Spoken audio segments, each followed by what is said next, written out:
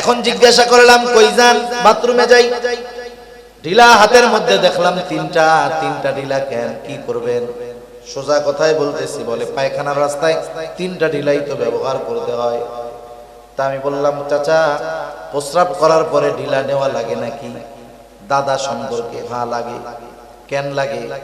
বলে প্রস্রাব করার পরে একটু ঢিলা নিয়ে নড়াচড়া না করলে প্রস্রাবের নালীতে প্রস্রাব থেকে যায়, জামায় প্রস্রাব ভরে যেতে পারে, নাপাক হয়ে যেতে পারে। এখন আমি বললাম, দাদা তাহলে বাথরুমের মধ্যে গিয়া যখন পায়খানার সাথে প্রস্রাব করেন, ওই প্রস্রাব মনে হয় ঝরে না, ওইটা মনে হয় আর লুঙ্গিতে কাপড়ে লাগে না। এইবার ওনার মাথার মধ্যে কথাটা ধরছে যে আসলে তো বিষয়টাই, পায়খানায় গিয়া তিনটা ঢিলা ব্যবহার করি কিন্তু প্রস্রাবের রাস্তার ব্যাপারে চিন্তিত থাকি না। আমি লোকটারে বুঝ দিলাম, একটু হতাশ ভাব। বললাম, শুধু এতটুকু শোনেন, বাথরুমের মধ্যে যখন যাবেন বাথরুমের তিনটা ঢিলার সাথে আরেকটা ঢিলা নিবেন। এরপরে ঢিলা দিয়ে ভালো মতো পরিষ্কার করার পর এরপরে পানি খরচ করার আগে আপনি ওই ঢিলাটা প্রস্রাবের রাস্তায় ব্যবহার করবেন। বাথরুমের মধ্যে তো হাঁটা যাবে না, একটু দাঁড়াইলেন, উঁচু নিচু হইলেন। এইবার প্রস্রাবের রাস্তা ক্লিয়ার, পায়খানার রাস্তা ক্লিয়ার, এইবার পানি দিয়ে ধৌত করলেন, আপনি পাক।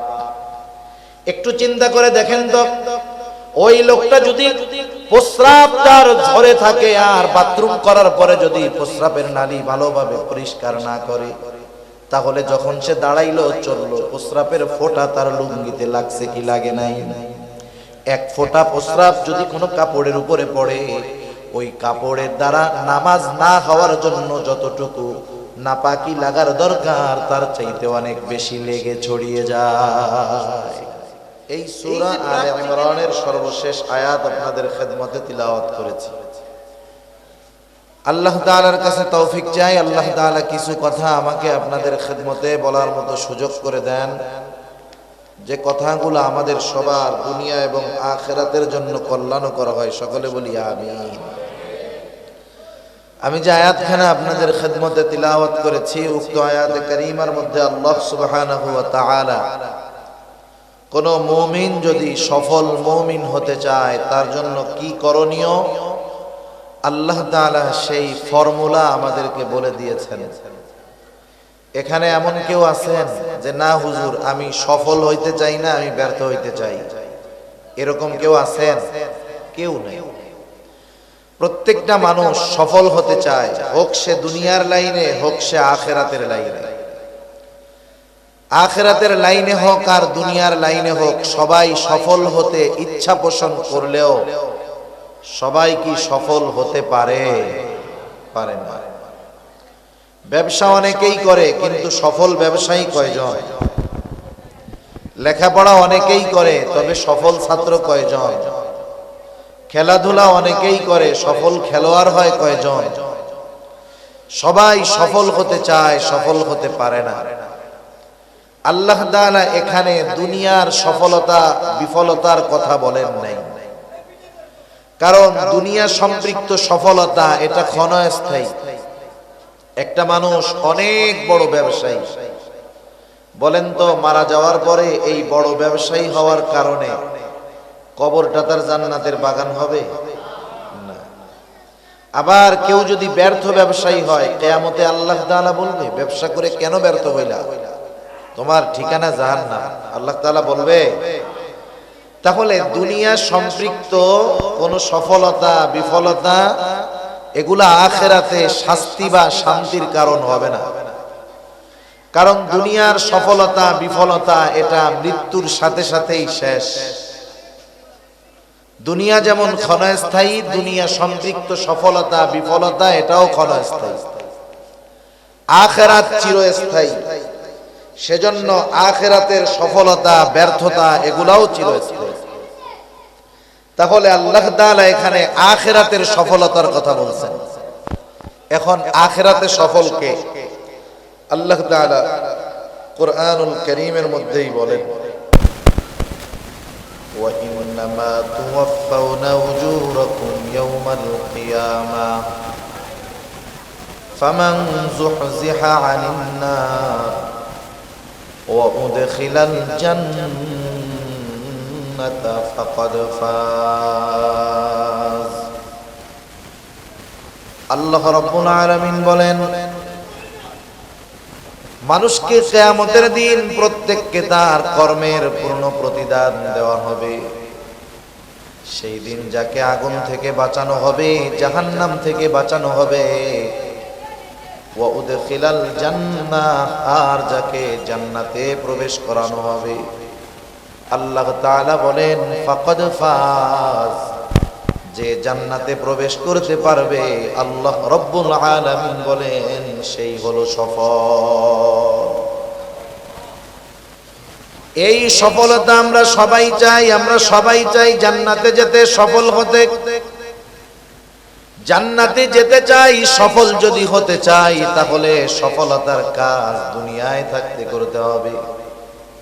কেউ যদি পরীক্ষায় গোল্ডেন এ প্লাস পাওয়ার আশা করে, পরীক্ষার খাতায় উত্তর ভালো মতো লিখতে হবে।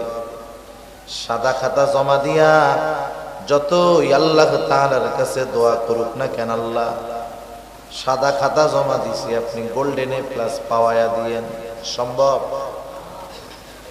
আখিরাতে যদি সফল হতে হয়, প্রস্তুতি নিতে হবে দুনিয়ায়। এজন্য আল্লাহ রাব্বুল আলামিন জানায়া দিলেন, বান্দা তুমি যদি অনন্তকালের সফলতা অর্জন করতে যাও, দুনিয়ায় কি করবা? এই আয়াতের আলোকে আল্লাহ রাব্বুল আলামিন আমাদেরকে জানায়া দেন। আল্লাহ তাআলা বলেন, ইয়া আইয়ুহাল্লাযীনা আমানুসবিরু ওয়াসাবিরু ওয়ারাবিতু ওয়াত্তাকুল্লাহ।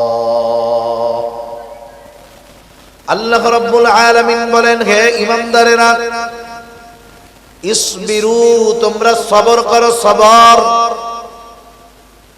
সবর করো, ধৈর্য ধারণ করো। এখন সবর কোথায় হবে, কিভাবে হবে, এটাও আমাদের জানা দরকার। তাফসিরে মাআরিফুল কোরআন সহ দুনিয়ার সকল প্রসিদ্ধ তাফসিরের মধ্যে আসছে, মুমিন সবর করবে তিন জায়গায়। কয় জায়গায়? একটু জবান খুলে বলেন। তিন জায়গায় মুমিন সবর করবে। এক নাম্বার, সবরুন আলা তাআত, আনুগত্যের মধ্যে সবর তথা ইবাদতের মধ্যে সবর। প্রত্যেকটা ইবাদতের মধ্যেই সবর আছে। যে ইবাদত হয় সবরওয়ালা ইবাদত, ওই ইবাদতটাই হয় সুন্দর ইবাদত। সবরওয়ালা সুন্দর ইবাদত। সুন্দর কাকে বলে? সুন্দর, আমাদের চোখ সাধারণত, আমাদের সংজ্ঞায় সুন্দর হলো আমাদের চোখ যেটা দেখে তৃপ্ত হয়। আফ্রিকার মানুষ, এদের চামড়াগুলো কালো না? এদেরকে দেখলে আমাদের চোখে ভালো লাগে। এদের বলি কি কালার, কালারে। আমাদের সংজ্ঞায় সুন্দর হলো চোখ যেটা দেখার পর তৃপ্ত হয়, মজা পায়, অন্তরের মধ্যে প্রশান্তি আসে, আমরা সেটাকে বলি সুন্দর। তাহলে আমাদের সুন্দর নির্ভর করে আমাদের দেখার উপরে, নজরের উপরে। কিন্তু আল্লাহ তাআলার সংজ্ঞায় সুন্দর এটা ভিন্ন জিনিস। রাসূল আকরাম সাল্লাল্লাহু আলাইহি ওয়াসাল্লাম জানায় দেন আল্লাহ তাআলার সংজ্ঞায় সুন্দর কি। নবীজি সাল্লাল্লাহু আলাইহি ওয়াসাল্লাম বলেন, ইন্নাল্লাহা লা ইয়ানজুরু ইলা সুওয়ারিকুম ওয়ালাকিন ইয়ানজুরু ইলা কুলুবিকুম ওয়া আ'মালিকুম। নবীজি বলেন, নিশ্চয় আল্লাহ তাআলা তোমাদের সূরত দেখেন না। আল্লাহ তাআলা দেখেন না কে কত সুন্দর, কে কোন বংশের মানুষ, আল্লাহ তাআলা এটা দেখেন না। বরং আল্লাহ তাআলা কি দেখেন? নবীজি বলেন, ওয়ালাকিন ইয়ানজুরু ইলা কুলুবিকুম ওয়া আ'মালিকুম। বরং আল্লাহ তাআলা দেখেন কার অন্তর কেমন, কার আমল কেমন। তাহলে আল্লাহ তাআলার কাছে সৌন্দর্যের সম্পর্ক অন্তরের সাথে। কিসের সাথে? অন্তরের সাথে। সেজন্য আমরা যদি সবরওয়ালা সুন্দর ইবাদত করতে চাই, ওই ইবাদতটার সাথে অন্তরের কিছু সম্পর্কের দরকার আছে। আবার আল্লাহ রাব্বুল আলামিন আমাদেরকে জানায় দেন, আল্লাহ তাআলা কিন্তু বেশি ইবাদত চান না, আল্লাহ তাআলা চান সুন্দর ইবাদত। আল্লাহ তাআলা কোরআনুল কারীমের মধ্যে বলেন, আল্লাযী খালাকাল মাউতা ওয়াল হায়াতা লিয়াবলুয়াকুম আইয়ুকুম আহসানু আমালা। আল্লাহ রাব্বুল আলামিন বলেন, তিনি আল্লাহ যিনি মৃত্যু এবং জীবনকে সৃষ্টি করেছেন, মওত এবং হায়াতকে সৃষ্টি করেছেন। কেন? আল্লাহ তাআলাই বলেন, লিয়াবলুয়াকুম, তোমাদের পরীক্ষা করার জন্য, অর্থাৎ আমাদের পরীক্ষা করার জন্য মৃত্যু এবং জীবন আল্লাহ তাআলা সৃষ্টি করেছেন। আমরা জিজ্ঞাসা করলাম, আল্লাহ কি পরীক্ষা করতে চান? আল্লাহ তাআলা বলেন, বান্দা, পরীক্ষা হলো আইয়ুকুম আহসানু আমালা, কার আমল কত সুন্দর। এবার বুঝে থাকলে জবাব দেন, আল্লাহ তাআলা বেশি ইবাদত চান না সুন্দর ইবাদত চান? বেশি চান না সুন্দর চান? এখন সুন্দর যেটা দেখতে সুন্দর না অন্তরের সুন্দর? দুনিয়ার অনেক জিনিস আছে চোখে দেখতে খুব ভালো লাগে, কিন্তু ভেতরে অবস্থা খারাপ। বলে না, উপরে ফিটফাট ভেতরে সদরঘাট। সেজন্য আল্লাহ তাআলা যদি সবরওয়ালা ইবাদত আমরা করতে চাই, ইবাদতের মধ্যে সবর অর্জন করতে চাই, আমাদের সুন্দর ইবাদতের দরকার। কারণ আল্লাহ তাআলা বেশি ইবাদত নয়, সুন্দর ইবাদত চান। সুন্দর ইবাদত আল্লাহ তাআলার সংজ্ঞায় চোখ দিয়ে দেখা যায় না, বরং সুন্দরের সম্পর্ক অন্তরের সাথে। এই জন্য নবীও জানায় দেন, আখলিস দীনাকা ইয়াকফিকাল আমালুল কলিল, তোমার ঈমান খাঁটি করো, তোমার নিয়ত পরিশুদ্ধ করো। আল্লাহর নবী জানায় দেন, অল্প আমল নাজাতের জন্য যথেষ্ট হয়ে যাবে। তাহলে সবরওয়ালা সুন্দর ইবাদতের জন্য এক নাম্বার যেটা দরকার সেটা হলো নিয়তের পরিশুদ্ধতা তথা ইখলাস। এই জিন্দেগীর যত ইবাদত আমরা করব, ছোট হোক আর বড় হোক, ইবাদতটা কার সন্তুষ্টির জন্য হবে?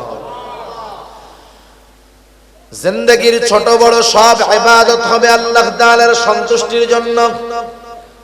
যদি আমার আপনার ইবাদত ছোট হোক আর যত বড়ই হোক, যদি আল্লাহর সন্তুষ্টির জন্য না হয়, ওই ইবাদত পরকালে আমাকে আপনাকে নাজাতের ব্যবস্থা করতে তো পারবেই না। বরং যে ইবাদত মানুষের সন্তুষ্টির জন্য হয়, মানুষের বাহবা পাওয়ার জন্য হয়, মানুষকে দেখানোর জন্য হয়, ওই ইবাদত যত বড় হোক না কেন, ওই ইবাদত পরকালে জাহান্নামে যাওয়ার কারণ হয়ে যাবে। হযরত আবু হুরায়রা রাদিয়াল্লাহু তাআলা আনহু থেকে বর্ণিত হাদিস, লম্বা হাদিস। আবু হুরায়রা রাদিয়াল্লাহু তাআলা আনহু এই হাদিসটা বর্ণনা করার পূর্বে পরপর তিনবার অজ্ঞান হয়ে গেছেন। চতুর্থবার তিনি বর্ণনা করতেছেন, তিনি জানায় দেন, নবীজি সাল্লাল্লাহু আলাইহি ওয়াসাল্লাম বলেন, কিয়ামতের দিন আল্লাহ তাআলা সর্বপ্রথম তিন শ্রেণীর মানুষকে হিসাবের জন্য ডাকবে। এক নম্বরে একজন শহীদ আল্লাহর সামনে রক্তাক্ত অবস্থায় হাজির হয়ে যাবে। আল্লাহ তাআলা জিজ্ঞাসা করবে, ও গোলাম, ও আমার বান্দা, তোমার এই পরিণতি কেন, তোমার এই অবস্থা কেন? লোকটা বলবে, আল্লাহ, আপনার দ্বীন আপনার জমিনে প্রতিষ্ঠা করার জন্য লড়াই করেছিলাম, জিহাদ করেছিলাম, রক্ত দিয়েছি, শহীদ হয়েছি। আল্লাহ তাআলা বলবেন, উদ্দেশ্য কি, কার জন্য? লোকটা এবার বলবে, আল্লাহ, শুধুমাত্র আপনার সন্তুষ্টির জন্যই আমি এই জিহাদ করেছি। বলেন তো, আল্লাহ রাব্বুল আলামিন আমাদের অন্তরের খবর জানেন কি জানেন না? আল্লাহ তাআলা বলেন, কুল ইন তুখফু মা ফি সুদুরিকুম আও তুবদুহু ইয়ালামুল্লাহ। তোমরা কোনটা প্রকাশ করো, কোনটা গোপন রাখো, কেউ না জানলেও যিনি জানেন তিনি কে? আমাদের অন্তরের মধ্যে কি আছে, কি আমাদের মন চায়, কি ওয়াসওয়াসা দেয় আমাদের অন্তরের মধ্যে, দুনিয়ার কেউ জানে না। কে জানে? আল্লাহ তাআলা আরো এক জায়গায় বলেন, ওয়ালাকাদ খালাকনাল ইনসানা ওয়া না'লামু মা তুওয়াসওয়িসু বিহি নাফসুহু ওয়া নাহনু আকরাবু ইলাইহি মিন হাবলিল ওয়ারিদ। আল্লাহ তাআলা বলেন ওয়ালাকাদ খালাকনাল ইনসান, আমি মানুষ সৃষ্টি করেছি। শুধু তাই নয়, ওয়া না'লামু মা তুওয়াসওয়িসু বিহি নাফসুহু, আমি আল্লাহ এটাও জানি কোন জিনিস মানুষের অন্তরের মধ্যে ওয়াসওয়াসা দেয়। বলেন তো ওয়াসওয়াসা দেখা যায় নাকি? দুনিয়ার অনেক প্রযুক্তি আবিষ্কার হয়েছে, একজন সুস্থ মানুষ কোন রোগ ধরা পড়ে নাই, ওই লোকটাকেও যদি মেশিনের মধ্যে ভরে দেওয়া হয় রিপোর্ট আসবে এই লোকটা যদিও এখনো সুস্থ, কিন্তু শরীরের ওই অর্গানগুলা অসুস্থ হতে পারে। কিডনি এখন ভালো আছে কিন্তু অসুস্থ হতে পারে, সতর্ক সাবধান। এই ধরনের রিপোর্ট বের করা যায়, কিন্তু বলেন তো দুনিয়ায় এমন কোন মেশিন আছে নাকি যার মধ্যে যদি আমাকে আপনাকে ঢুকিয়ে দেওয়া হয় অন্তরে কি ওয়াসওয়াসা দেয় দেখা যাবে? এমন কোন মেশিন দুনিয়ায় আছে নাকি?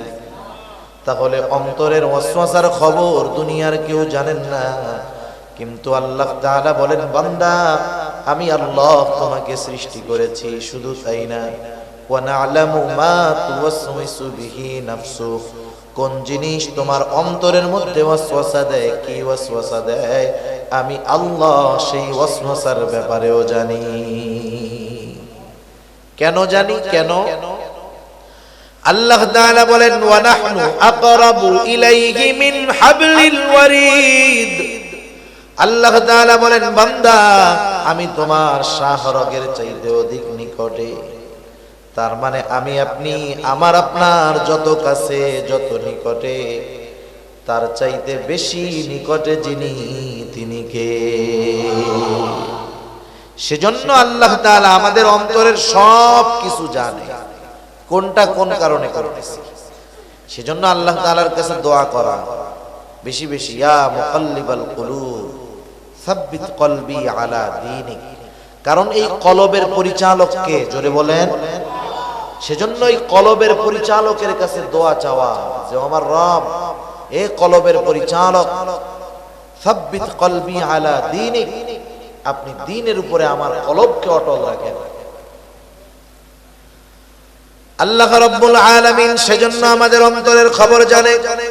এবার আল্লাহ তাআলা বলবে না বান্দা তুমি মিথ্যা বলতেছো, তুমি আমি আল্লাহর সন্তুষ্টির জন্য জিহাদ করো নাই, তুমি জিহাদ করেছো যাতে করে দুনিয়ার মানুষ তোমার বীরত্বের প্রশংসা করে, দুনিয়ার মানুষ জানি তোমাকে বীর বলে।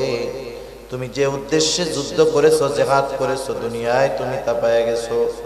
কারণ দুনিয়ার মানুষ তোমাকে বীর বলছে, বাহাদুর বলছে, তোমার বীরত্বের প্রশংসা করেছে।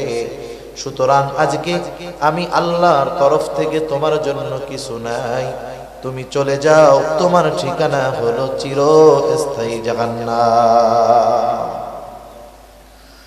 2 নম্বরে আল্লাহ তাআলা একজন দানবীরকে ডাকবেন।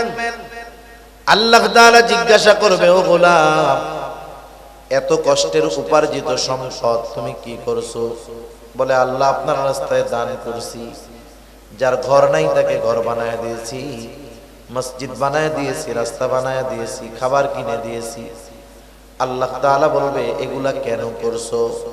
লোকটা বলবে আল্লাহ আপনার সন্তুষ্টির জন্য করেছি। আল্লাহ তাআলা বলবেন না বান্দা তুমি মিথ্যা বলতেছো, তুমি দান করেছো যাতে করে দুনিয়ার মানুষ তোমার দানের প্রশংসা করে, তোমাকে দানবীর বলে। যে উদ্দেশ্যে দান করছো দুনিয়ায় তুমি তা পেয়ে গেছো। আজকে আমি আল্লাহর তরফ থেকে তোমার জন্য কিছু নাই, তুমি চলে যাও, তোমার ঠিকানা হলো চিরস্থায়ী জাহান্নাম। 3 নম্বরে আল্লাহ তাআলা একজন আলেম হাফেজকে ডাকবেন। আল্লাহ তাআলা জিজ্ঞাসা করবে গোলাম ইলম কেন শিখছো? লোকটা বলবে আল্লাহ আমি ইলম অর্জন করেছি আপনার সন্তুষ্টির জন্য। আল্লাহ তাআলা বলবে না বান্দা তুমি মিথ্যা বলতেছো, তুমি কোরআন শিখেছো, ইলম শিখেছো যাতে করে দুনিয়ার মানুষ তোমাকে হাফেজ বলে, কারি বলে, মুফতি বলে, মুহাদ্দিস বলে, শেখুল হাদিস বলে, বড় বক্তা বলে। যে উদ্দেশ্যে ইলম শিখছো দুনিয়ায় তুমি তা পেয়ে গেছো। সুতরাং আজকে আমি আল্লাহর তরফ থেকে তোমার জন্য কিছু নাই, তুমি চলে যাও, তোমার ঠিকানা হলো চিরস্থায়ী জাহান্নাম। আল্লাহর রাস্তায় জিহাদ করা ছোটখাটো বিষয় নয়, জীবন দেওয়া ছোটখাটো বিষয় নয়, কষ্ট উপার্জিত সম্পদ দান সদকা করা ছোটখাটো বিষয় নয়, দুনিয়ার সব কিছু বাদ দিয়ে ইলম শেখা ছোটখাটো বিষয় নয়। বিষয়টা যত বড় হোক না কেন, যখন আল্লাহর সন্তুষ্টির জন্য কাজগুলা হয় নাই, কাজ যত বড় হোক আল্লাহর কাছে দাম তো নাই, বরং ওই কাজগুলা বান্দার জাহান্নামে যাওয়ার কারণ হয়ে যাবে। সেজন্য ছোট বড় সব ইবাদত কার সন্তুষ্টির জন্য হবে একটু জোরে বলি। সবরওয়ালা সুন্দর ইবাদতের জন্য এক নাম্বার দরকার হলো ইখলাস, নিয়তের পরিশুদ্ধতা। কাজ করার আগে আমার টার্গেট ঠিক করতে হবে।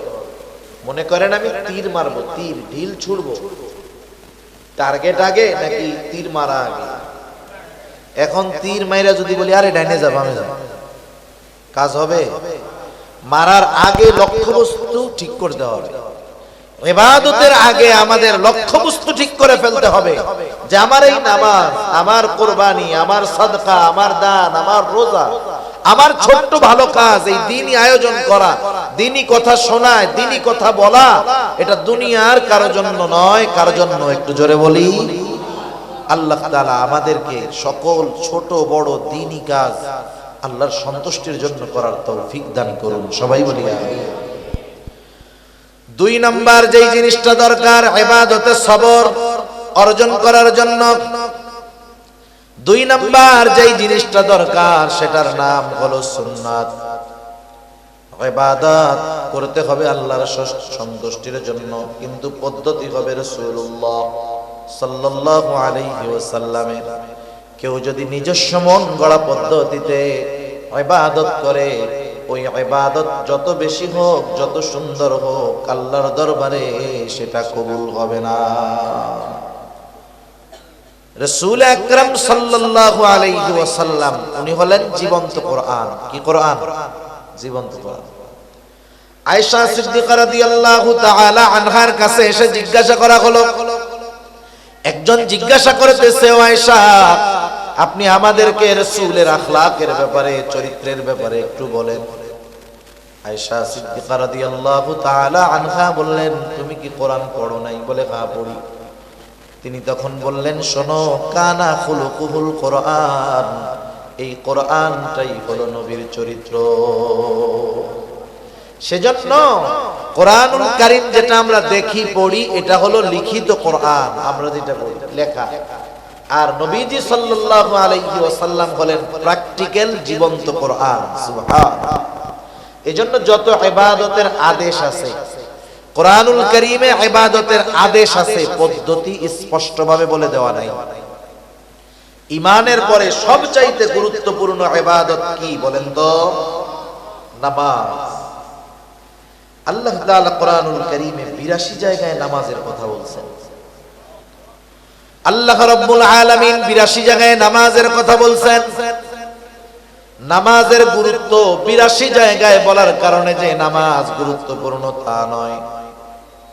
আল্লাহ তাআলা কোন বিষয়ে গুরুত্ব আরোপ করার জন্য একবার বলাই যথেষ্ট, ঠিক কিনা বলেন? ৮২ জায়গায় নামাজের কথা আসছে, কিন্তু বলেন তো যেই নামাজের ব্যাপারে এতটা গুরুত্ব আরোপ, কোরআনুল কারীমের কয় জায়গা খুঁজা 2 রাকাত সুন্নাত নামাজ যেভাবে পড়ি কোরআন থেকে খুঁজে পাওয়া যাবে নাকি? 2 রাকাত ফজরের সুন্নাত বা ফজরের ফরজ যেই পদ্ধতিতে আমরা পড়ি, সারা দুনিয়ার মুফাসসিরদেরকে যদি কোরআনুল কারীম দিয়ে বলা হয়, শুনেন, শুধুমাত্র কোরআন থেকে নবীজির হাদিস, সুন্নাহ, সিরাত সব একদিক, ওগুলো বাদ দিয়ে শুধু কোরআন থেকে যেই নামাজের আদেশ আল্লাহ কোরআনে করেছেন, শুধুমাত্র ওই কোরআন থেকে নামাজের পদ্ধতি বের করে দেন, সারা দুনিয়ার মুফাসসিরেরা মিলে পারবে? অসম্ভব। সূর্য পশ্চিম দিক দিয়ে উঠা যাবে, তাও সম্ভব হবে না। তাহলে নামাজের আদেশ করেছেন আল্লাহ, নামাজের পদ্ধতি কি হবে শিখিয়ে দিয়েছেন মুহাম্মাদুর রাসূলুল্লাহ। এজন্য রাসূলুল্লাহ সাল্লাল্লাহু আলাইহি ওয়াসাল্লাম বলেন, সাল্লু কামা রাআইতুমুনি উসাল্লি। নামাজের আদেশ তো করেছেন আল্লাহ, আর নবীজি জানায় দিলেন, শোনো, সাল্লু, নামাজ পড়ো। কেমনে পড়বা? কামা রাআইতুমুনি উসাল্লি, যেভাবে আমাকে নামাজ পড়তে দেখো তোমরা সেইভাবে নামাজ পড়ো। সেজন্য নামাজের পদ্ধতি শিখিয়েছেন কে? মুহাম্মাদুর রাসূলুল্লাহ সাল্লাল্লাহু আলাইহি ওয়াসাল্লাম। এজন্য প্রত্যেকটা ফরজ কিন্তু সুন্নাত। অনেক সময় আমরা মনে করি সুন্নাত এর পারিভাষিক পরিচয় হলো যে যেটা মানলে সওয়াব, না মানলে গুনাহ নাই। অনেকে মনে করে সুন্নাত, যেমন কিছু কিছু সুন্নাতের ক্ষেত্রে বলে না, আরে এই সুন্নাত না পড়লে কি হবে, গুনাহ টোনা হয় না, এরকম বলে না অনেকে। কিন্তু সব সুন্নাত কিন্তু এরকম না। কিছু সুন্নাত আছে ফরজ, কিছু সুন্নাত কি আছে? ফরজ। নামাজের আদেশ তো আল্লাহ তাআলা করেছেন, কিন্তু পদ্ধতি তো মুহাম্মাদুর রাসূলুল্লাহ সাল্লাল্লাহু আলাইহি ওয়াসাল্লামের। নবীজির পথ, পদ্ধতি, কথা, মত, সাহাবাদের কর্ম দেখে চুপ থাকা, এগুলা সুন্নাতের অন্তর্ভুক্ত। নবীজি সাল্লাল্লাহু আলাইহি ওয়াসাল্লাম নামাজের পদ্ধতি শিখায়া দিয়েছেন। এজন্য নামাজ যেমন ফরজ, নবীজির শেখানো পদ্ধতিতে তথা সুন্নাত অনুযায়ী নামাজ পড়াও ফরজ। একটা উদাহরণ দিলে বুঝতে সহজ হবে। কোরআনুল কারীমের মধ্যে একটা শব্দ আসছে, আল্লাহ তাআলা বলেন, ওয়ারকাউ মা'আর রাকিঈন, তোমরা রুকুকারীদের সাথে রুকু করো। আমার আপনার সামনে যখন রুকু শব্দটা উচ্চারণ করা হয়, জেহেনে, চোখে কি দৃশ্যমান হয়? যে একজন মানুষ সে একেবারে এইরকম হয়ে দাঁড়ায় আছে, ঠিক না? একবার এরকম হয়ে গেছে, সোজা হয়ে এরকম নামাজ পড়তেছে, সোজা ছিল এরকম হয়ে গেছে। রুকু শব্দের শাব্দিক অর্থ ঝুঁকা, ঝুঁকে পড়া। ঝুঁকে পড়া এটা শাব্দিক অর্থ। আমাদের দেশে কিছু অতি পণ্ডিত আছে, অতি পণ্ডিত, যারা শুধুমাত্র কোরআন এবং হাদিসের বাংলা অনুবাদ পড়েই নিজেদেরকে শায়েখ বানিয়ে ফেলতে চায়, ওলামা ইকরামের কাছে যেতে চায় না। আছে না এরকম কিছু স্বঘোষিত শায়েখ? আছে, অভাব নেই। রুকু শব্দের অর্থ ঝুঁকে পড়া, কোরআনে এই রুকুর এই অর্থ। এখন বলেন রুকু শব্দের অর্থ ঝুঁকা, কতটুকু ঝুঁকা? কতটুকু ঝুঁকা কোরআনে নাই। কেউ যদি বলে আমি এই যে মাথা ঝুঁকাইছি, এই যে সে রুকু করছে, দাঁড়াই থাইকা যদি মাথাটা শুধু এরকম ঝুঁকায়, রুকু হবে? শরঈ পরিভাষায় যাকে আমরা রুকু বলে চিনি, হবে? তাহলে দেখেন এই রুকুটা কেমনে করতে হবে, কতটুকু ঝুঁকতে হবে, কোন জায়গা সোজা থাকবে, কোন জায়গা বাঁকা থাকবে, সব শিখিয়ে দিয়েছেন মুহাম্মাদুর রাসূলুল্লাহ সাল্লাল্লাহু আলাইহি ওয়াসাল্লাম। সেজন্য নামাজটা শুধু ফরজ নয়, নামাজটা শিখিয়েছেন নবী, এজন্যই নামাজটা সুন্নাত আর নামাজটা ফরজ। এই ফরজ কি? সুন্নাত, কিন্তু ফরজ। তাহলে বুঝলাম কিছু সুন্নাত আছে যেগুলা ফরজ, আবার কিছু সুন্নাত আছে যেগুলা ওয়াজিব। যেমন দাড়ি রাখা সুন্নাত। কেউ যদি মনে করে সুন্নাত রাখলে সওয়াব, না রাখলে গুনাহ নাই, বিষয়টা এমন নয়। সারা দুনিয়ার মুহাক্কিক উলামায়ে কেরাম একমত, দাড়ি রাখা সুন্নাত, তবে কমপক্ষে এক মুষ্টি রাখতেই হবে। এক মুষ্টির কম যদি রাখে সুন্নাত আদায় হবে না। এই জন্য দাড়ি রাখা সুন্নাত, তবে এই সুন্নাতটা হলো ওয়াজিব। দাড়ি যাদের নাই, ছোট, আল্লাহ তাআলা তাদের রাখার তৌফিক দিক, জোরে বলি আমিন। তবে এই দাড়ি রাখা সুন্নাত, এই সুন্নাত হলো ওয়াজিব।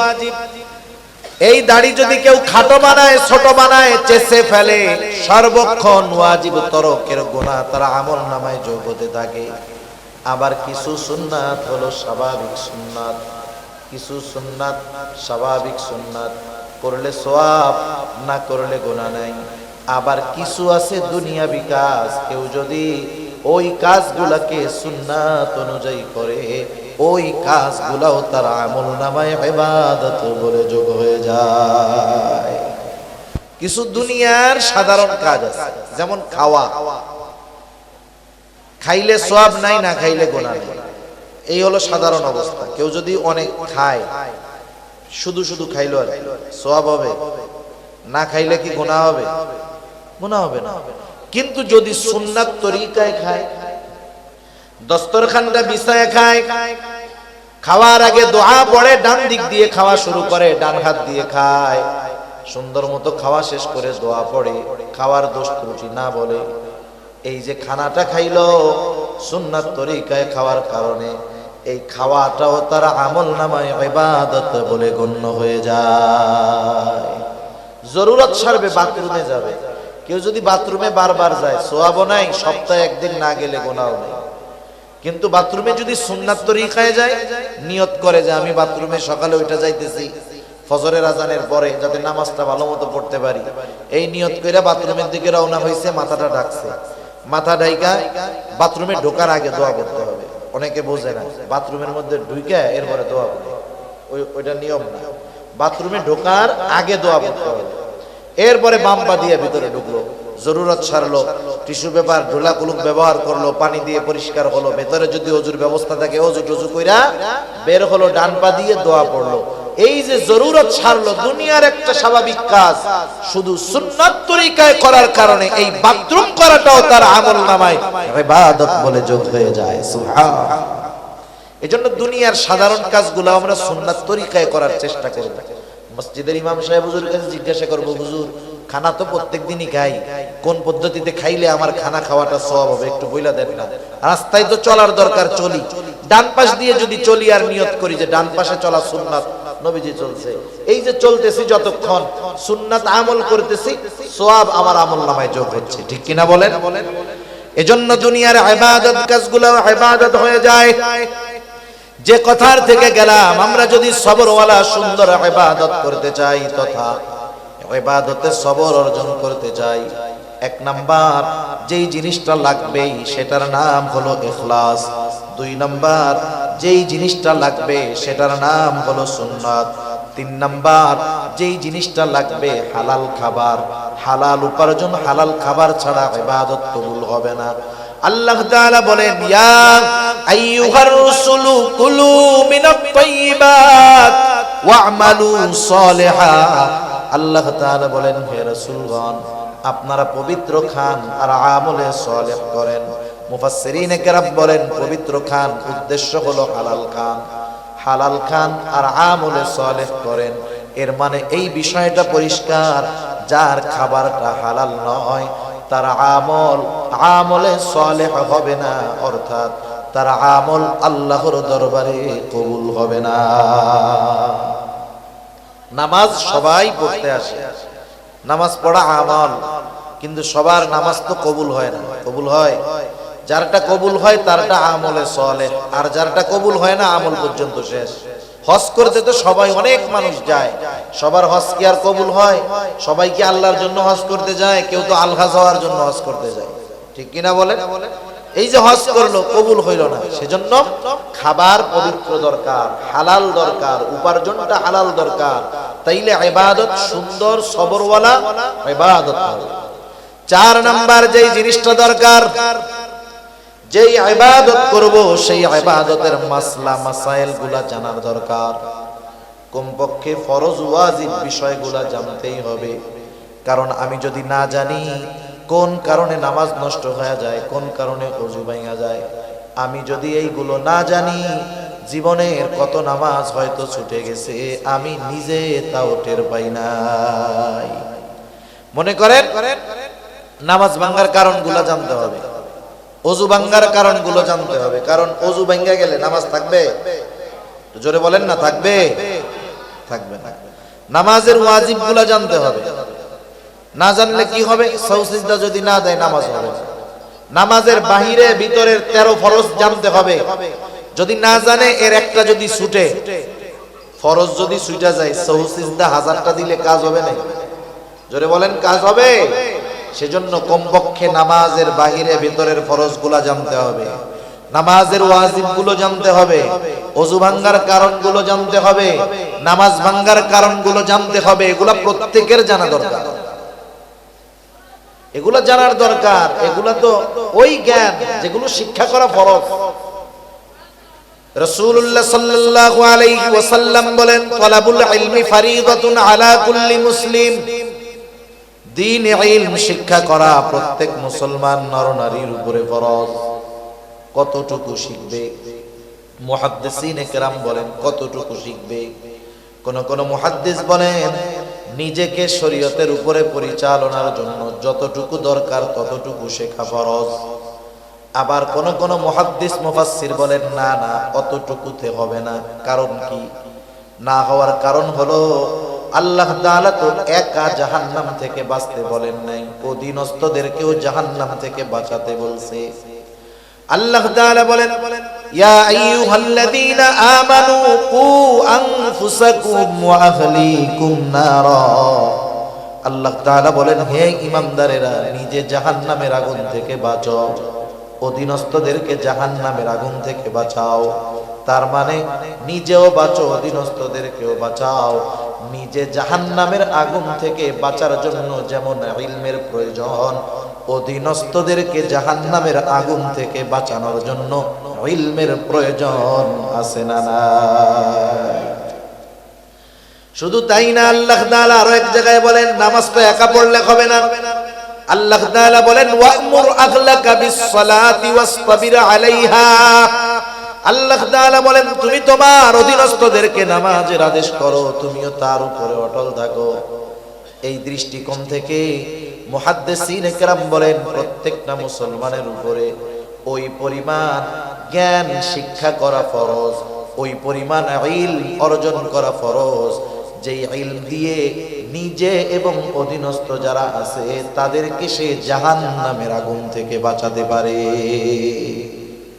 বাস্তবতা হলো মাদ্রাসায় যদি না পড়িয়া থাকে, মাদ্রাসার তালিবুল ইলম বাদে বাকি আওয়াম সাধারণ মানুষ যারা আছে এদের মধ্যে অল্প সংখ্যক মানুষ ওই পরিমাণ জ্ঞানের অধিকারী।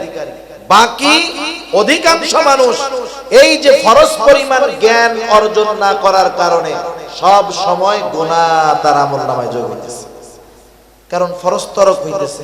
এজন্য ওই পরিমাণ জ্ঞান প্রত্যেকের অর্জন করার দরকার আছে না নাই? এটা শুধু হুজুরদের দরকার না স্কুল কলেজের ছাত্রদেরও দরকার? এটা শুধু আলেমদের দরকার নাকি আওয়ামদেরও দরকার? সেজন্য বোঝার দরকার যে আমার নিজেকে নিজে বাঁচাতে হলে ওই পরিমাণ জ্ঞান শিখতে হবে। আমাদের বাংলাদেশে সাধারণত দ্বীন শিক্ষার তিনটা পদ্ধতি আছে। তিনটা পদ্ধতিতে সাধারণত দ্বীন শিক্ষা হয়, অন্যান্য প্রাইভেট পদ্ধতিও আছে। সচরাচর সাধারণত যেই পদ্ধতিগুলোতে মানুষ দ্বীন শিখে, এক নাম্বার হলো মাদ্রাসার মাধ্যমে, দ্বীনি শিক্ষা প্রতিষ্ঠানের মাধ্যমে মানুষ দ্বীন শিখে। বাস্তবতাটা ভিন্ন। মুরব্বীদের মুখে শুনেছি একটা সময় মানুষ যখন স্কুলে পড়তো, স্কুলে পাকিস্তান পিরিয়ডের আগে এরকম ছিল যে স্কুলে পড়েই একটা ছাত্র, একটা ছেলে, একটা মেয়ে যতটুকু জ্ঞান শিক্ষা করা ফরজ স্কুলে থাকতেই তারা ওইগুলো শিখে ফেলতে পারত। কিন্তু দিন যাচ্ছে শিক্ষা কারিকুলাম থেকে ইসলামকে উঠায়া দিয়া সেকুলারিজমকে এর মধ্যে ঢোকানো হচ্ছে। ইসলামকে বাদ দিয়ে অনইসলামিক কথাবার্তা, কালচার ঢুকায়া দেওয়া হচ্ছে। এজন্য স্কুলে, প্রাইমারি স্কুল সহ জেনারেল শিক্ষা প্রতিষ্ঠানে যতটুকু ধর্মীয় শিক্ষা আছে অতটুকু দিয়ে একজন মানুষ নিজের যা দরকার তার 100 ভাগের 10 ভাগও শিখতে পারে না। অন্যটা তো বাদ দিলাম, নিজেরই 100 ভাগের 10 ভাগ হয় না। তাহলে ওই জায়গার থেকে ওই ধর্ম নৈতিক শিক্ষা বই যেটা আছে ওটা দিয়ে দ্বীন শিক্ষা শেখা যায় না। সেজন্য দ্বীন শিক্ষার অন্যতম প্রধান মাধ্যম হলো দ্বীনি মাদ্রাসাগুলা। ওখান থেকে মানুষ সচরাচর দ্বীন শিখে। 2 নাম্বার হক্কানি পীর মাশায়েখের খানকা থেকে শিখে। একটা সময়ের প্রচলন খুব বেশি ছিল, কিন্তু এখন মানুষের ব্যস্ততা অনেক, মানুষ সুযোগ পায় না। এজন্য খানকায় গিয়ে থেকে অবস্থান নিয়ে দ্বীন শেখা, ফরজ পরিমাণ দ্বীন শেখা, এটা খুব কঠিন ব্যাপার হয়ে গেছে। তৃতীয় পদ্ধতি হলো বর্তমান দুনিয়ায় দাওয়াত ও তাবলীগের মাধ্যমে মানুষ দ্বীন শিখতে পারে। ফরজ পরিমাণ ইলম কতটুক দরকার সে দাওয়াত ও তাবলীগকে বলা হয় চলতি ফিরতি মাদ্রাসা, ওইখান থেকে শিখতে পারে। তবে দ্বীন যদি শিখতে হয় ওই পরিমাণ দিন জানলেওয়ালা লোকের তত্ত্বাবধানেও থাকতে হয়, ঠিক কিনা বলেন? যে আমাকে 10 টাকা দিবে তার কাছে কমপক্ষে 10 টাকা থাকতে হবে। যে আমাকে ফরজ পরিমাণ জ্ঞান শিক্ষা দিবে কমপক্ষে তার কাছে ফরজ পরিমাণ ইলম জ্ঞান থাকতে হবে, নাইলে ও আমাকে দিবে করতে, ঠিক কিনা বলেন? এখন আসেন, এই যে দাওয়াত ও তাবলীগ বিশ্ব ইজতেমা আসতেছে, শুধু যে এই 13, 14, 15 এই 3 দিনকে কেন্দ্র করে এই ইজতেমা বা উদ্দেশ্য তা নয়। কিন্তু অনেকে যদি মনে করে এই 3 দিন গেলাম কাজ শেষ, না, বরং মূল উদ্দেশ্য হলো এই 3 দিনকে কেন্দ্র করে সারা দুনিয়ার মানুষ ওখানে একত্রিত হবে। বিশেষ করে যেই মানুষগুলা দ্বীনি ব্যাপারে অপরিপক্ক তারা একটু সময় নিয়ে বের হয়ে যাবে, 3 চিল্লার জন্য যাবে, 120 দিন থেকে আসবে, উলামায়ে কেরামের তত্ত্বাবধানে থাকবে। আশা করা যায় 120 দিন পরে ফরজ পরিমাণ ইলম অর্জন করে ইনশাআল্লাহ সে বাড়িতে আসবে, যদি উলামায়ে কেরামের তত্ত্বাবধানে থাকতে পারে, যাইতে পারে। কিন্তু আফসোসের ব্যাপার কি জানেন? আপনাদের এলাকায় কি 4 দোকানের আড্ডা আছে? একটু জোরে বলেন না, আছে? কত মুরব্বি তো আছে দুপুর বেলায় খেয়ে দে শাল টাল চাদর টাদর নিয়ে মুজো টুজো নিয়ে বের হয়, আর রাত 10টার সময় বাড়ি আসে। 4 দোকান যতক্ষণ খোলা মুরব্বি ততক্ষণ আছে, জোহরের পর থেকে নিয়ে পর্যন্ত 8, 9, 10 ঘন্টা এক জায়গায় থাকে, গল্প করে, কষ্ট নাই। জিজ্ঞাসা করা হইল, চাচা কাম কাজ নাই, প্রত্যেকদিন 10 ঘন্টা দোকানে বসে থাকেন, কি বলে? হায় রে, সময় কাটে না তো বাসায় বসে, এই জন্য দোকানে এসে একটু সময় কাটাই। মুরব্বির নামাজ কালামের খোঁজ খবর নাই, দিন সম্পর্কে কি জানে আল্লাহই জানে। এখন আপনি ওই যে মুরব্বি 4 দোকানে বসে থাকে কেন? বলে কি টাইম পাস করি, টাইম কাটে না, এই জন্য টাইম কাটাই। এখন ওনার গিয়ে আপনি দাওয়াত দিবেন, এই 13, 14, 15 3 দিনের ইজতেমা, এরপরে আপনি করেন একবারে 3 চিল্লার নিয়তে বাইরে হয়ে যান, যেহেতু আপনার সময়ের অভাব নেই। এই কথা বলার সাথে সাথে মুরব্বি কি বলবে জানেন? এই কথা বলার সাথে সাথে আপনার কাছে সে এমন ভাবে জবাব দিবে, মনে হবে সারা পৃথিবীর মাননীয় প্রধানমন্ত্রী Tony Blair, George W Bush, তারপরে বাইডেন, ওই পুতিন, ওদের চাইতেও ব্যস্ত মানুষ ওই মুরব্বি চাচা। ওই টাইমে ওনার চাইতে ব্যস্ত দুনিয়ায় আর কেউ থাকবে না। একটু আগে কিন্তু প্রতিদিন 10 ঘন্টা 4 দোকানে বসে কাটায় টাইম কাটাইতে। এগুলা শয়তানের ধোঁকা। এজন্য যাদের সময় আছে আল্লাহর রাস্তায় বের হয়ে যায়, উলামায়ে কেরামের তত্ত্বাবধানে যান, লাভ আছে। আমি আমার নিজের জীবনের একটা কারগুজারি মাঝে মধ্যে শোনাই।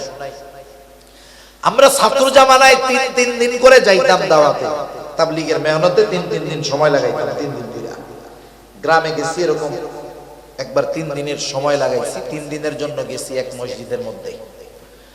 আমাদের সাথে অনেক মুরব্বি গেছে, 70-75 জনের কম হবে না। আমরা গেছি, বেশ কয়েকজন তালিবুল ইলম আছে, মুরব্বিরা উৎসাহের সাথে আরো গেছে। তা আমরা গিয়ে মানুষের আমলের অবস্থাগুলো খেয়াল করতাম, কি করে না করে এইগুলো। একদিন দেখলাম একজন মুরব্বি হয় সম্পর্কে দাদা, উনি বাথরুমের দিকে যাইতেছে বাথরুম করার জন্য। গ্রাম অঞ্চল, টিস্যু পেপার নয়, 3টা মাটির ঢিলা নিয়ে গেছে, মাটির ঢিলা।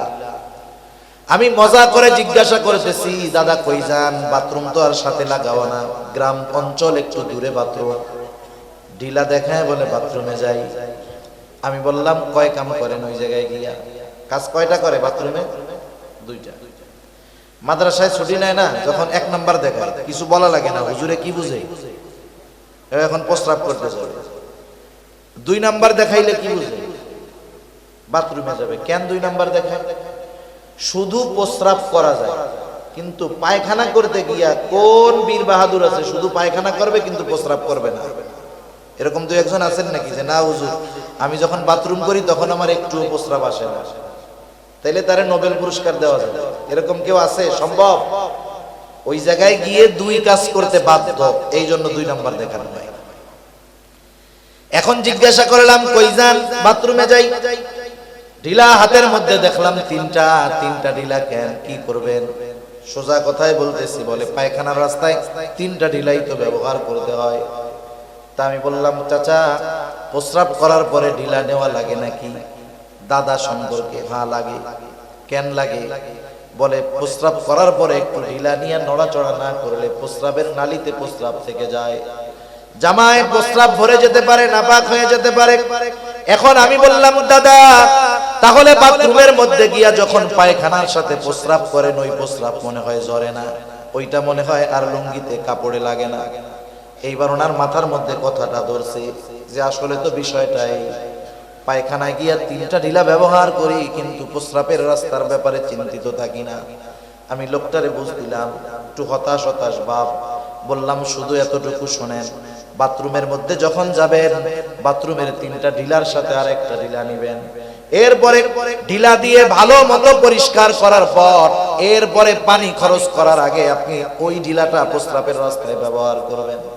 বাথরুমের মধ্যে তো হাঁটা যাবে না, একটু দাঁড়াইলেন, উঁচু নিচু হইলেন, এইবার প্রস্রাবের রাস্তা ক্লিয়ার, পায়খানার রাস্তা ক্লিয়ার, এইবার পানি দিয়ে ধৌত করলেন, আপনি পাক। একটু চিন্তা করে দেখেন তো, ওই লোকটা যদি প্রস্রাব তার ঝরে থাকে আর বাথরুম করার পরে যদি প্রস্রাবের নালী ভালোভাবে পরিষ্কার না করে, তাহলে যখন সে দাঁড়াইলো চললো প্রস্রাবের ফোঁটা তার লুঙ্গিতে লাগছে কি লাগে নাই? এক ফোঁটা প্রস্রাব যদি কোনো কাপড়ের উপরে পড়ে, ওই কাপড়ের দ্বারা নামাজ না হওয়ার জন্য যতটুকু নাপাকি লাগার দরকার তার চাইতে অনেক বেশি লেগে ছড়িয়ে যায়। এই যে প্র্যাকটিক্যালি বিষয়গুলো শিখায়া দেওয়া, এটা ওলামায়ে কেরাম ছাড়া কেউ শিখায়া দিবে না। আমাদের অঞ্চলের অনেক ওলামায়ে কেরাম এরকম গেছে, সময় লাগাইছে, সাথে গেছে কোরআন শরীফ পড়তে পারে না, ওই রকম না পড়তে পারা লোককেও 2-3 পারা পড়াইয়া সহি শুদ্ধ করাইয়া 3 চিল্লা দিয়ে বাড়ি ফিরছে, এখন নিজে বাকিটুকু পড়ার যোগ্যতা অর্জন করে ফেলছে। সেজন্য আমি যেটা অর্জন করতে চাই, আমি এত মেহনত করব, সময় দিব, অর্থ ব্যয় করব, আমার যেটা দরকার যাদের সাথে যাব তাদের মধ্যে তো সেটা থাকতে হবে, নাইলে আমি পাবো কোন জায়গায়? ঠিক কিনা বলেন? এজন্য উলামায়ে কেরামের সাথে আমাদের সময় দেওয়া দরকার। সাথে সাথে মসজিদের মধ্যেও ইমাম সাহেবদের সাথে আমাদের সম্পর্ক আরো ভালো করার দরকার। দুনিয়ার ছোট বড় শুধুমাত্র আখিরাতের বিষয় না, দুনিয়াবি বিষয়গুলোও ইমাম সাহেবদের সাথে পরামর্শ করার দরকার। আশা করি সৎ পরামর্শ তারা দিবেন। তো যাই হোক, সবর হবে কয় জায়গায়? 3 জায়গায়। কয় জায়গায়? 1 নাম্বার ইবাদতের মধ্যে সবর। ইবাদতে সবর যদি অর্জন করতে হয় 4টা জিনিস লাগবে। 1 নাম্বার ইখলাস, 2 নাম্বার সুন্নাত, 3 নাম্বার হালাল খাবার, 4 নাম্বার যে ইবাদত করবে সেই ইবাদতের মাসলা মাসাইল গুলো জানা। এগুলা যদি একটা মানুষের ঠিক থাকে আর যদি সে ইবাদত করে, ওই ইবাদত আর সাধারণ ইবাদত থাকবে না, ওই ইবাদত হয়ে যাবে সবরওয়ালা সুন্দর ইবাদত। সবরের দ্বিতীয় জায়গা হলো সবরুন আনিল মাআসি, পাপের থেকে বাঁচা, গুনার থেকে বাঁচা, এটাও সবর। এখন তো এমন এক জামানা, যেই জামানায় গুনাহ থেকে বাঁচা কঠিন। একটা সময় গুনাহ করার জন্য গুনার কাছে যাওয়া লাগতো, এখন গুনাহ পকেটে নিয়ে ঘোরে মানুষ। ঠিক কিনা বলেন? এক সময় সিনেমা দেখতে চাইলে চট্টগ্রাম শহরে যাওয়া লাগতো, এখন চিটাগাং শহরে যাওয়া লাগবে না, তার লাগবে না, অ্যান্টিনা লাগবে না, মোবাইল ফোন একটা হইলে ইন্টারনেটের কানেকশন থাকলে যথেষ্ট। ঠিক না? তাহলে গুনাহ পকেটে নিয়ে ঘোরা, মানুষকে এখন গুনাহ করতে বাধ্য করা হয়, গুনাহ করতে বাধ্য করা হয়। নিজে না দেখুক, ওর টাকা দিয়ে ওরে গুনাহ করায়। ইউটিউবে ওয়াজ দেখেন না? ওয়াজ, হ্যাঁ, ইউটিউবে ওয়াজ দেখি, ওয়াজ চলতেছে জাহান্নামের ওয়াজ, হট করে দেখবেন কি যে একটা অ্যাড চলে আসছে, একজন নারী নাচানাচি শুরু করছে ইসের মধ্যে, ওয়াজের বিরতি দিয়ে নাচানাচি শুরু। আগে তো সিস্টেম ছিল কাটা দেওয়া যায়, এখন কিন্তু কাটা যায় না, 12 সেকেন্ড দেখতেই হবে। আপনি নাইলে না দেখলেন, ভলিউম কমাইলেন, স্ক্রিন নিচের দিকে দিয়ে রাখলেন, এই যে 12 সেকেন্ড যে গোনার কাজটা হইল, এটা কার পয়সায়?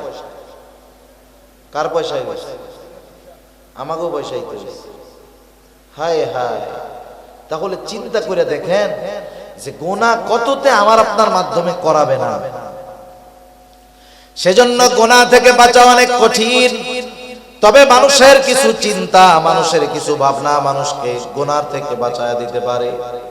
মনে করেন আপনাদের কারো কাছে যদি খবর আসে, খবর পটিয়া থানা থেকে বিশ্বস্ত সূত্রে আপনি খবর জানতে পারলেন, পটিয়া থানার থেকে এই খবর আপনার কাছে পৌঁছাইলো যে গোয়েন্দাদের মাধ্যমে আপনাকে পরিপূর্ণ নজরদারির মধ্যে রাখা হয়েছে। এই খবর যদি আমাদের কারো কাছে পৌঁছায়, বলেন তো উল্টাপাল্টা কিছু আমরা করব নাকি? কেন? কারণ আমার কোন কাজ আমার বিপদের কারণ হয় আল্লাহই জানে। এই জন্য বাসার মসজিদ, আর কোন জায়গায় যাবে না। আগে মসজিদে ঢুকতো না, এখন মসজিদ থেকে আর বাইরে হয় না। চিন্তা করবে বাইরে যায় কি বিপদে না বলি, আল্লাহর ঘরেই বসে দেখবে, এই জায়গায় নিরাপদ। তাহলে দুনিয়ার নজরদারির খবর আমার জীবন পরিবর্তন করায় দেয়, আমার গুনাহ থেকে বাঁচার জন্য সহায়ক হয়ে যায়। অথচ আল্লাহ তাআলার নজরদারি কত সূক্ষ্ম।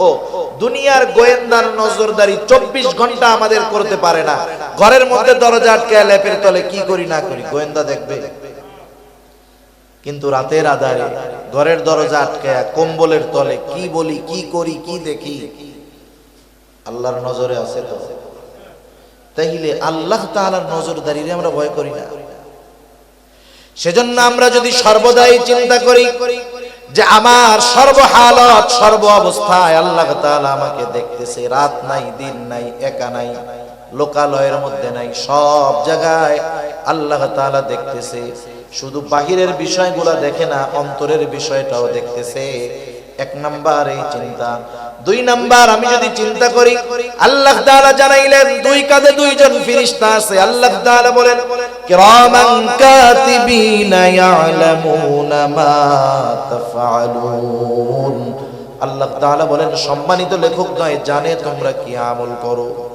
এই দুই কাঁধের ফেরেশতা কিন্তু জানে, শুধু জানে তা নয়, ডান কাঁধের ফেরেশতা আমার ভালো কাজগুলো লেখে, বাম কাঁধের ফেরেশতা আমার মন্দ কাজগুলোও লেখে। সাথে সাথে আরেকজন ফেরেশতা আছে, আমরা যা বলি সে সেগুলো সংরক্ষণ করে। আল্লাহ তাআলা বলেন মা ইয়ালফিযু মিন কাওলিন ইল্লা লাদাইহি রাকীবুন আতীদ। আল্লাহ তাআলা বলেন মানুষ যা জবান দিয়ে নিক্ষেপ করে সদা তৎপর একজন ফেরেশতা সেগুলো সংরক্ষণ করে ফেলে। আমাদের কথা সংরক্ষিত, কর্ম সংরক্ষিত। এই তিনজন ফেরেশতা আমাদের থেকে এক মুহূর্তের জন্য আলাদা হয় না। লেপের তলে গেলেও এই ফেরেশতা আছে না নাই? জেনা করতে গেলে আছে, মদ খাইতে গেলে তিনজন আছে, চোর চুরি করতে গেলে এই তিনজন আছে। আল্লাহ তাআলাও দেখতেছে। শুধু তাই না, যেই অঙ্গ প্রত্যঙ্গের দ্বারা আমরা গুনাহগুলা করি কিয়ামতের দিন এরাও আমাদের কর্মের ব্যাপারে আল্লাহর কাছে বলে দিবে। এই চিন্তাধারা যদি আমার আপনার মধ্যে আমি আপনি যথাযথভাবে এই চিন্তাধারা লালন করতে পারি দৃঢ়ভাবে, তাহলে গুনাহ করার আগে যদি চিন্তা করি এই কাজটা করলে আমার বাপ যদি দেখতো আমি লজ্জা পেতাম। আল্লাহ তো দেখতেছে, তাইলে বাপের চাইতে আল্লাহর লজ্জা বেশি হবে না কম? বেশি করতে হবে। এই যে চিন্তা, এই চিন্তাগুলা মানুষকে গুনার থেকে বাঁচাইতে পারে। নাইলে দুনিয়ার আইন দিয়া ভয় দেখাইয়া মানুষকে গুনার থেকে ফেরানো যায় না। যদি যাইতো, গোটা দুনিয়ায় মাসের পর মাস, বছরের পর বছর একটা অপরাধ বন্ধ করার জন্য হাজারো আইন করা হয়, কিন্তু বন্ধ হয় বলে? বন্ধ হয় না। সেজন্য বুঝতে হবে, এই কথাগুলো আমাদের সামনে রাখতে হবে, তাইলে গুনার থেকে বাঁচার যে সবর এটা অর্জন করা যাবে। 3 নাম্বার সবরুন আলাল মাসায়েব, বিপদ আপদ মুসিবতের মধ্যে সবর। আল্লাহ রাব্বুল আলামিন এই দুনিয়ায় মুমিনকে বিপদ আপদ দিবেন, এটা আল্লাহ তাআলার ঘোষণা। কারণ আমরা যদি নিজেদেরকে মুমিন দাবি করি, এই দাবির পরিপ্রেক্ষিতে আল্লাহ তাআলা বলেন আহাসিবান নাসু আন ইউতরাকু আন ইয়াকুলু আমান্না ওয়া হুম লা ইফতানুন। আল্লাহ রাব্বুল আলামিন বলেন মানুষ কি এটা মনে করে নাকি আইয়াকুলু আমান্না, তারা বলবে যে আমরা ঈমান এনেছি, আমরা মুমিন, আর তাদের পরীক্ষা নেওয়া ব্যতীত ছেড়ে যাওয়া হবে। মানুষ কি এটা ভাবে নাকি? তার মানে আল্লাহ তাআলা জানায় দিলেন যারা নিজেদেরকে মুমিন দাবি করে অবশ্যই তাদেরকে ঈমানের পরীক্ষার মুখোমুখি হওয়া লাগবে। তাহলে আল্লাহ তাআলা দুনিয়ায় বালা মুসিবত দিয়ে আমাদের ঈমানের পরীক্ষা নেন। আল্লাহ তাআলা বলেন ওয়ালানাবলুওয়ান্নাকুম বিশাইইন মিনাল খাউফি ওয়াল জু'i ওয়া নাকসিম মিনাল আমওয়াল ওয়াল আনফুসি ওয়াত থামারাত। আল্লাহ তাআলা বলেন আমি অবশ্যই তোমাদের পরীক্ষা নিব, ঈমানের পরীক্ষা। কোন পদ্ধতিতে? বিশাইইন মিনাল খাউফ, কিছুটা ভয়ের মাধ্যমে মুমিনের ঈমানের পরীক্ষা নেওয়া হবে। ওয়াল জু', ক্ষুধা অভাব দারিদ্রতার মাধ্যমে মুমিনের ঈমানের পরীক্ষা নেওয়া হবে। ওয়া নাকসিম মিনাল আমওয়াল, মালের লস মালের ক্ষতির মাধ্যমে পরীক্ষা নেওয়া হবে। ওয়াল আনফুস, জানের ক্ষতি স্বাস্থ্যের ক্ষতির মাধ্যমে পরীক্ষা নেওয়া হবে। জানের ক্ষতির পরীক্ষা নিজের জানের ক্ষতির দ্বারাও হতে পারে, প্রিয়জনের জানের ক্ষতি দিয়েও আল্লাহ পরীক্ষা নিতে পারে। 5 নাম্বার ওয়াস সামারাত, ফল ফসলের ক্ষতি দিয়ে মুমিনের ঈমানের পরীক্ষা নিবেন কে? এটা মুসিবত, বালা, পরীক্ষা। একটু বুঝে থাকলে জবান খুলে জবাব দিবেন। বালা মুসিবত দিয়ে পরীক্ষা নেন কে? তাহলে বালা মুসিবত বিপদ আপদ দেন কে? আল্লাহ। কোন সন্দেহ আছে কারো? সন্দেহ নেই। এখন দ্বিতীয় প্রশ্ন, বিপদ আপদ বালা মুসিবত থেকে উদ্ধার করেন কে? আরো জোরে কে? বিপদ আপদ দেন আল্লাহ, উদ্ধার করেন আল্লাহ।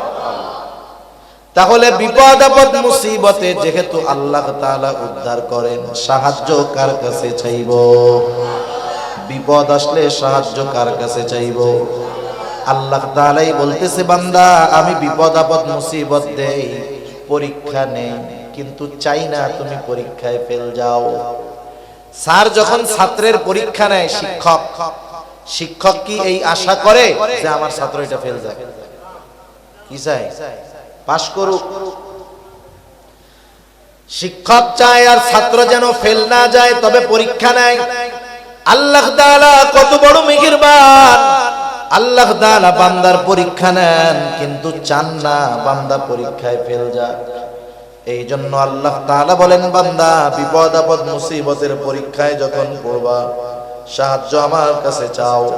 আল্লাহ তাআলা বলেন ইয়া আইয়ুহাল্লাযীনা আমানুস্তাঈনু বিস-সাবরি ওয়াস-সালাহ।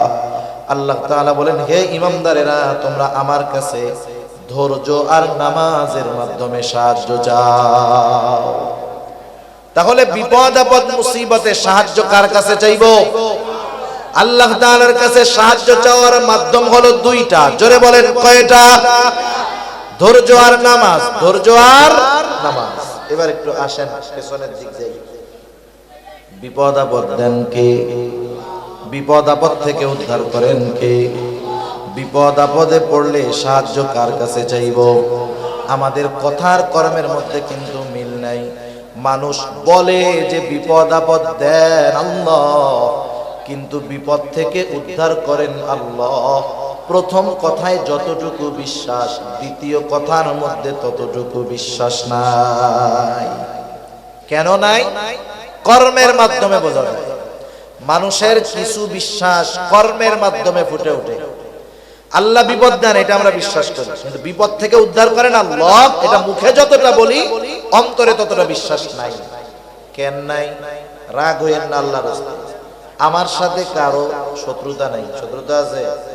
আমার বাপ আপনাদের কারো পাকা ধানে মই দিছিল? পাকা ধানে মই বুঝেন? শত্রুতা নাই। আমার সাথেও নাই, আমার পূর্বপুরুষের সাথেও নাই। আপনাদের সাথে আমি গ্যাঞ্জাম মারামারি করতে আসি না। একটু চিন্তা করেন তো, বিপদ দেন আল্লাহ, বিপদ থেকে বাঁচান আল্লাহ। বিপদে পড়লে আল্লাহই বলছে আমার কাছে সাহায্য চাও। তাইলে এই জায়গায় কিছু কাজ আমরা করি, বিপদ দিছে আল্লাহ, আমাদের দেশে করে কাজবাজগুলো। বিপদে পড়ছে, বড় বিপদ, বলে আল্লাহ কি বিপদ দিলেন, এই বিপদ থেকে যদি বাঁচান তাহলে বাবার দরবারে আমি 2টা গরু দিব। বিপদ দেন কে? বিপদ থেকে উদ্ধার করেন কে? গরু খায় কে? আল্লাহ খায়। হায় হায় হায়। তাহলে একটু চিন্তা করেন, আল্লাহ তাআলা যেগুলো শিখায়া দিছে এর মধ্যে তো আর কোনো ভেজাল নাই। তাহলে আল্লাহ বলছেন বান্দা আমি বিপদ দেই, আমি উদ্ধার করি, আমার কাছে সাহায্য চাও, তাহলে এই জায়গায় গরুর কারবারি আসে কেন? আমি তো এটা বুঝলাম না। এখানেই আমাদের সমস্যা, এই জায়গায় আমাদের সমস্যা। আমি যদি গরুর পক্ষে বলি আমার লস আছে, দুনিয়ার লস আছে, লস নাই তো, আমার বিজনেস আরো ভালো হবে, পকেট আরো গরম হবে। কিন্তু এরপরেও একটু নিজের বিবেক দিয়ে চিন্তা করেন, আল্লাহ তাআলা বলল বান্দা বিপদ আপদে পড়লে আমার কাছে সাহায্য চাও। আমরা আল্লাহর কাছে সাহায্য না চেয়ে আমরা যে কাজগুলা করি এগুলা ঈমান বিধ্বংসী কাজ হয়ে দাঁড়ায় আমাদের জন্য। এখন আল্লাহর কাছে বললাম আল্লাহ আপনার কাছে সাহায্য কেমনে চাইবো? অনেকে বলে আল্লাহ তাআলার কাছে কি ডাইরেক্ট সাহায্য চাওয়া যায় নাকি? এমপি সাহেবের কাছে ডাইরেক্ট সাহায্য চাওয়া যায়? কত মাধ্যম দিয়ে চাইতে হয়, এজন্য আল্লাহর কাছেও আমরা মাধ্যম ধরি, যুক্তি দেয়। তা আল্লাহ তাআলার কাছে সাহায্য চাওয়ার মাধ্যমও তো আল্লাহ বলে দিয়েছে। কে বলে দিয়েছে? আল্লাহ তাআলা বলেন ইয়া আইয়ুহাল্লাযীনা আমানুস্তাঈনু বিস-সাবরি ওয়াস-সালাহ। আল্লাহ তাআলা বলেন বান্দা আমার কাছে তোমরা সাহায্য চাও ওয়াস-সালাহ, ধৈর্য আর নামাজের মাধ্যমে আমি আল্লাহর কাছে তোমরা সাহায্য চাও। আল্লাহ তাআলা এরপরে বলেন যেই বান্দা ধৈর্য আর নামাজের মাধ্যমে আমার কাছে সাহায্য চায় সে সাধারণ মুমিন বান্দা নয়, বরং সে সবের মুমিন। আর সবের মুমিন যে তার সাথে আছেন কে? আল্লাহ তাআলা বলেন ইন্নাল্লাহা মা'আস সাবিরিন, নিশ্চয় আল্লাহ তাআলা ধৈর্যশীলদের সাথে আছেন। ধৈর্যশীল কারা? বিপদ আপদ মুসিবতে আল্লাহর কাছে ধৈর্য আর নামাজের মাধ্যমে সাহায্য চায় যারা। রাসূল আকরাম সাল্লাল্লাহু আলাইহি ওয়াসাল্লাম যখন হিজরতে বের হইছেন, সাওর পর্বতে 3 দিন আত্মগোপন করছেন। কয়দিন? 3 দিন। কাফেররা এক সময় খুঁজতে খুঁজতে গর্তের কাছে গিয়ে হাজির, একেবারে গর্তের মুখে। হযরত আবু বকর সিদ্দিক রাদিয়াল্লাহু তাআলা আনহু বলতেছেন কাফেররা আমাদের এত কাছে, এত নিকটে, আমি প্রত্যেকের গলার আওয়াজ শুনতেছি, প্রত্যেককে চিনতেছি। ওদের আমাদেরকে পাওয়ার জন্য ওদের দূরে কোথাও যাওয়ার দরকার নাই। ওরা যদি শুধু নিজেদের পায়ের দিকে তাকায় আমাদেরকে দেখা ফেলবে। এই অবস্থার ভিতরে আবু বকর সিদ্দিক রাদিয়াল্লাহু তাআলা আনহু চিন্তিত, ভীত। নবীজি সাল্লাল্লাহু আলাইহি ওয়াসাল্লাম তাকায় দেখলেন আবু বকর চিন্তিত, ভীত, নিজের জন্য নয় বরং মুহাম্মাদুর রাসূলুল্লাহ সাল্লাল্লাহু আলাইহি ওয়াসাল্লামের জন্য। সারা দুনিয়ার সর্বশ্রেষ্ঠ আশিকে রাসূল হলো আবু বকর সিদ্দিক রাদিয়াল্লাহু তাআলা। নিজের জীবন যদি 100 বার কুরবান করার সুযোগ থাকে, আবু বকর সিদ্দিক নিজের জীবন নবীজির মহব্বতে 100 বার কুরবান করতে তৈয়ার, এমন আশিকে রাসূল। রাসূলুল্লাহ সাল্লাল্লাহু আলাইহি ওয়াসাল্লাম যখন দেখলেন আবু বকরের কপালে চিন্তার ভাঁজ, ভীত, আল্লাহ রাব্বুল আলামিন জানায় দিলেন গর্তের মধ্যে দুজনের মধ্যে কি কথোপকথন হলো। আল্লাহ তাআলা বলেন ইয হুমা ফিল গারি ইয ইয়াকুলু লিসাহিবিহি লা তাহজান ইন্নাল্লাহা মা'ানা। আবু বকর সিদ্দিক রাদিয়াল্লাহু তাআলা আনহুর ওই ভীত অবস্থা দেখে নবীজি বললেন ও আবু বকর লা তাহজান, তুমি কোনো চিন্তা কইরো না। এই জায়গায় গর্তের মধ্যে শুধু আমি আর তুমি দুইজন নয়, ইন্নাল্লাহা মা'ানা, নিশ্চয়ই আমাদের সাথে আছেন কে? আর আল্লাহ তাআলা বলেন আমি ধৈর্যশীলদের সাথে থাকি। তাহলে ধৈর্যশীলদের সাথে আছেন আল্লাহ। যাদের সাথে আল্লাহ আছেন তাদের কোনো ভয় ভীতি চিন্তা আছে নাকি? সেজন্য আমরা বিপদ আপদ মুসিবতে আল্লাহর কাছে সাহায্য চাইব ধৈর্য আর নামাজের মাধ্যমে। তাহলে আমরা হতে পারবো সবের মুমিন। কি মুমিন? জোরে বলেন। ওই 3 জায়গায় যে সবর করতে পারবে সে হলো সবের মুমিন। আর সবের মুমিন যে তার সাথে আছেন কে? আল্লাহ তাআলা এই জন্য বললেন ইয়া আইয়ুহাল্লাযীনা আমানুসবিরু, হে ঈমানদারেরা ইসবিরু, তোমরা সবর করো। সবর সবর হবে তিন জায়গায়। কয় জায়গায়? তিন জায়গায়। এক নাম্বার ইবাদতের মধ্যে সবর, দুই নাম্বার গুনাহ থেকে বেঁচে থাকার মধ্যে সবর, তিন নাম্বার বিপদ আপদ মুসিবতের ক্ষেত্রে সবর। এখন বলেন সবর হবে কয়দিন? সবর কয়দিন? হায়াত আছে যতদিন সবর হবে কতদিন? জীবন আছে যতদিন। ইবাদত কতদিন? হায়াত আছে যতদিন। আল্লাহ তাআলা বলেন ওয়া'বুদ রাব্বাকা হাত্তা ইয়াতিয়াকাল ইয়াকিন, আপনি আপনার রবের ইবাদত করেন দৃঢ় সত্যের আগমন পর্যন্ত। দৃঢ় সত্য মানে হইল মৃত্যুর আগ পর্যন্ত ইবাদত চলবে। তাহলে সবর হবে একেবারে মৃত্যু আসার আগ পর্যন্ত। এই জন্য আল্লাহ রাব্বুল আলামিন এক নম্বরে বললেন মুমিন ইসবিরু, সবর করো। আমরা আল্লাহকে যদি প্রশ্ন করি সবর কয়দিন, আল্লাহ তাআলা বলেন ওয়াসাবিরু, বান্দা তুমি সবরের উপরে অটল থাকো। তিন নাম্বার গুণ আল্লাহ তাআলা বলেন ওয়ারাবিতু, সর্বদা জিহাদের জন্য প্রস্তুত থাকো। চার নাম্বার ওয়াত্তাকুল্লাহ, আল্লাহ তাআলাকে ভয় করো। বান্দা তুমি যদি এই চার গুণে গুণান্বিত হও লাভটা কি? আমরাও যদি আল্লাহ তাআলাকে জিজ্ঞাসা করি আল্লাহ এই চার গুণ যদি অর্জন করি আমাদের লাভ কি? কেমন যেন প্রশ্ন করার আগে আল্লাহ তাআলা জবাব দিয়ে বলেন বান্দা লাআল্লাকুম তুফলিহুন। লাআল্লাহ কালামে হাকিমের মধ্যে আসলে নিশ্চয়তার অর্থ দেয়, অর্থাৎ আল্লাহ তাআলা বলেন যেই মুমিন এই চার গুণে গুণান্বিত হবে অবশ্যই সেই মুমিন সফল মুমিন হয়ে যাবে। সফল মুমিন কে? বলেন জান্নাতে যাবে যে। সফল মুমিন কে? জান্নাতে যাবে যে।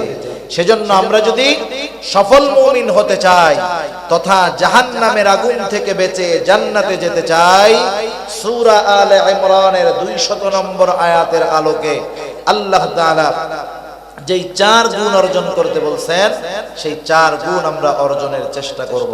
আল্লাহ সুবহানাহু ওয়া তাআলা আমাদের সবাইকে এই চার গুণে গুণান্বিত হওয়ার তৌফিক দান করুন। সকলে জবান খুলে বলি আমিন, আরো জোরে বলি আমিন। ওয়া আখিরু দাওয়ানা আনিল হামদুলিল্লাহি রাব্বিল আলামিন। আমরা সবাই সবার জন্য দোয়া করব।